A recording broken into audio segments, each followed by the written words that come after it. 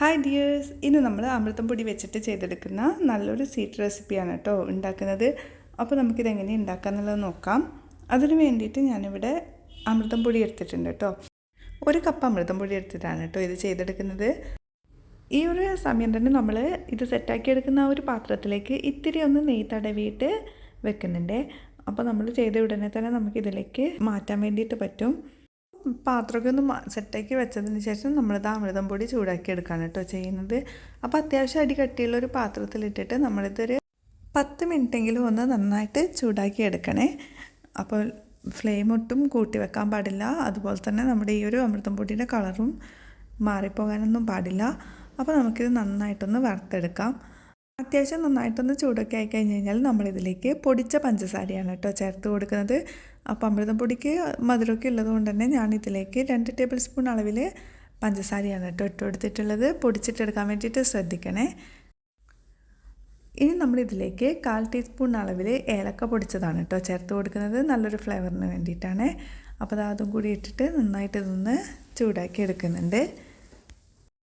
അത്യാവശ്യം നന്നായിട്ട് ചൂടായിട്ട് വന്നു കഴിഞ്ഞ് കഴിഞ്ഞാൽ നല്ലൊരു മണം വരും കേട്ടോ ഇതിൽ നിന്ന്. ആ ഒരു സമയമാകുമ്പോൾ നമ്മളിതിലേക്ക് ബട്ടറാണ് കേട്ടോ ചേർത്ത് കൊടുക്കുന്നത്. എൻ്റെ കയ്യിൽ നെയ്യ് ഇല്ലാത്തത് കൊണ്ടാണ് ഞാനിത് ബട്ടർ വെച്ചിട്ട് ചെയ്തെടുക്കുന്നത്. ഇനിയിപ്പോൾ നെയ്യ് ഉണ്ടെന്നുണ്ടെങ്കിൽ 3-4 ടേബിൾ സ്പൂൺ അളവിൽ നെയ്യ് കൂടെ ചേർത്തിട്ടാണ് കേട്ടോ നമ്മളിത് ഉണ്ടാക്കിയെടുക്കുക.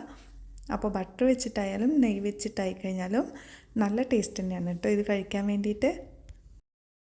ആദ്യം ഒരു 2 ടേബിൾ സ്പൂൺ അളവിൽ ചേർത്ത് കൊടുത്തിട്ടുണ്ട്. അപ്പോൾ മൊത്തത്തിലൊന്ന് മിക്സാക്കി എടുത്തിട്ട് ആവശ്യമാണെന്നുണ്ടെങ്കിൽ 2 ടേബിൾ സ്പൂണും കൂടെ നമ്മൾ ചേർത്ത് കൊടുക്കുന്നുണ്ട്. അപ്പോൾ ഒന്നിത് കുതിർന്ന് വരും. ആ ഒരു ടൈം ആകുമ്പോൾ നമുക്ക് അടുത്ത 2 ടേബിൾ സ്പൂൺ ബട്ടറും കൂടെ ചേർത്ത് കൊടുക്കാം. അപ്പോൾ ഇതും കൂടെ ചേർത്ത് കൊടുത്തിട്ടൊന്ന് നന്നായിട്ട് മിക്സാക്കി എടുക്കുകയാണ് കേട്ടോ ചെയ്യുന്നത്. അപ്പം നമ്മളിത് മിക്സാക്കി എടുക്കുന്ന സമയത്ത് പൊടിയുടെ എല്ലാ ഭാഗത്തും തന്നെ ഈ ഒരു ബട്ടർ ആയിക്കഴിഞ്ഞാൽ നെയ്യ് ആയിക്കഴിഞ്ഞാൽ എത്തുന്ന രീതിയിൽ നമ്മളിത് മിക്സാക്കി എടുക്കാൻ വേണ്ടിയിട്ട് ശ്രദ്ധിക്കണേ. അപ്പോൾ ഇത്രയേ ഉള്ളൂ. നന്നായിട്ടൊന്ന് മിക്സായി കഴിഞ്ഞ് കഴിഞ്ഞാൽ നമുക്കിതിൻ്റെ ഫ്ലെയിം ഒന്ന് ഓഫാക്കിയിടാം.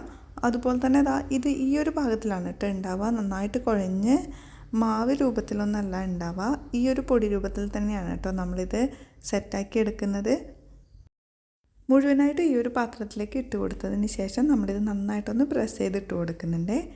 അപ്പോൾ ഒന്ന് മൊത്തത്തിൽ ലെവലാക്കി എടുത്തതിന് ശേഷം ഇതിൻ്റെ ചൂടൊക്കെ ഒന്ന് പോയതിന് ശേഷം നമ്മളിത് ഫ്രിഡ്ജിൽ വെച്ചിട്ട് തണുപ്പിച്ചെടുക്കുകയാണ് കേട്ടോ ചെയ്യുന്നത്. പെട്ടെന്ന് തന്നെ ആയി കിട്ടണമെന്നുണ്ടെങ്കിൽ നമുക്കിത് ഫ്രീസറിലായി കഴിഞ്ഞാൽ ഒരു അരമണിക്കൂറോ 1 മണിക്കൂറോ ടൈം ഒന്ന് വെച്ച് കൊടുക്കാം.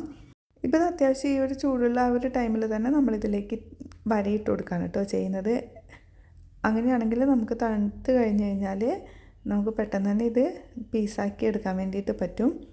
നമ്മൾ പാൽക്കോവയൊക്കെ ഉണ്ടാക്കുന്ന അതേ ഒരു മെത്തേഡിലാണ് കേട്ടോ ഇതും ചെയ്തെടുക്കുന്നത്. അപ്പോൾ ഈ ഒരു രീതിയിൽ അമൃതം പൊടി വെച്ച് ചെയ്യുകയാണെങ്കിൽ നമുക്ക് നല്ല ഹെൽത്തി ആയിട്ടുള്ള പാൽക്കോവ തന്നെ ഉണ്ടാക്കിയെടുക്കാൻ വേണ്ടിയിട്ട് പറ്റുമേ. അപ്പോൾ ഇതിൻ്റെ ചൂടൊക്കെ ഒന്ന് പോയതിന് ശേഷം നമ്മൾ ഫ്രീസറിൽ വെച്ചിട്ട് ഇതൊന്ന് തണുപ്പിച്ചെടുക്കുകയാണ് കേട്ടോ ചെയ്യുന്നത്. ഇനിയിപ്പോൾ 1 മണിക്കൂറിന് ശേഷം നമ്മൾ ഫ്രീസറിൽ നിന്ന് ഇതൊന്ന് എടുക്കുന്നുണ്ട്. അപ്പോൾ അത്യാവശ്യം നല്ല കട്ടിയായിട്ടാണ് കേട്ടോ ഉള്ളത്. ബട്ടർ വെച്ചിട്ട് ചെയ്തെടുക്കുന്നത് കൊണ്ടായിരിക്കും കേട്ടോ ഇത് നല്ല കട്ടിയായിട്ടുള്ളത്. ബട്ടർ ഫ്രീസറിലും ഫ്രിഡ്ജിലും വെച്ച് കഴിഞ്ഞാൽ കട്ടിയായിട്ടല്ലേ ഉണ്ടാവുക. അപ്പോൾ അത് വെച്ച് ചെയ്തത് കൊണ്ടാണ് ഇങ്ങനെ. അപ്പോൾ നമ്മളൊരു ബട്ടർ പേപ്പറും കൂടി ഇതിൻ്റെ അടിയിൽ വെച്ചിട്ട് സെറ്റാക്കി എടുക്കുന്നതാണെന്നുണ്ടെങ്കിൽ നമുക്ക് ആ ഒരു ബട്ടർ പേപ്പർ റിമൂവ് ചെയ്തിട്ട് പെട്ടെന്ന് തന്നെ ഇതൊന്ന് പീസാക്കി എടുക്കാൻ വേണ്ടിയിട്ട് പറ്റും കേട്ടോ. വളരെ സിമ്പിളായിട്ടും ടേസ്റ്റോടു കൂടി നമുക്കിതാ ഇതേ രീതിയിൽ നല്ല സ്വീറ്റ് റെസിപ്പി ഉണ്ടാക്കിയെടുക്കാൻ വേണ്ടിയിട്ട് പറ്റുമേ. അപ്പോൾ ഇതേപോലെയുള്ള സിമ്പിൾ റെസിപ്പിക്കായിട്ട് ഈ ഒരു ചാനൽ ഫോളോ ചെയ്യാനും സപ്പോർട്ട് ചെയ്യാനൊന്നും മറക്കരുതേ. വീഡിയോ കണ്ട് ഇഷ്ടമാണെങ്കിൽ ലൈക്ക് ചെയ്യാനും മറക്കല്ലേ. അപ്പോൾ മറ്റൊരു നല്ലൊരു വീഡിയോ ആയിട്ട് നമുക്ക് വീണ്ടും കാണാം. താങ്ക്